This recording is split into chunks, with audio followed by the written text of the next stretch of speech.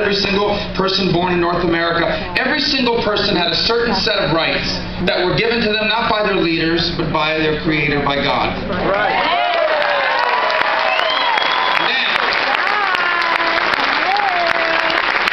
Americans proceeded to create a system of government that protected those rights, which is government's job, not to give you those rights, but to protect them, but also to create an economic system that recognized those rights.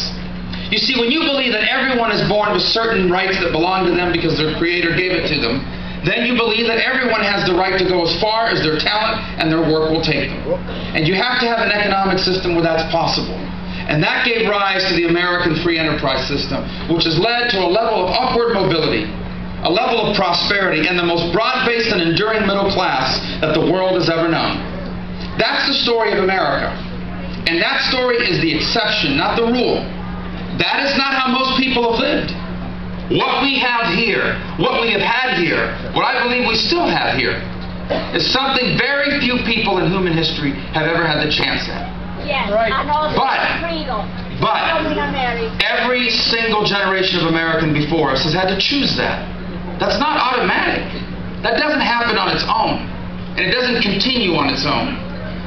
It's not something in our geography or in our era that made that happen. It's the sacrifices, the difficult choices, and the important work that those Americans that were here before us did that made that possible. Right, that's right. And now we're called to the same choice.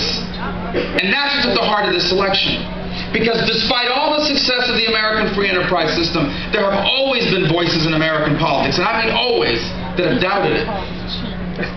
That have doubted it. That's why we have to... They don't always admit it. Very few people will have the, I don't even call it the courage, the gall to run for office and admit that they don't believe in the American free enterprise system. Barack Obama does. But watch their policies, not their words. Right. Yeah. Now this idea that somehow government can come in, now the government has a role to play, but this idea that government can come in and even out the playing field to generate prosperity by spending money and creating programs, there's nothing creative about that. There's nothing new about that. That is an old idea that's been tried all over the world. And it has failed every single time to create the broad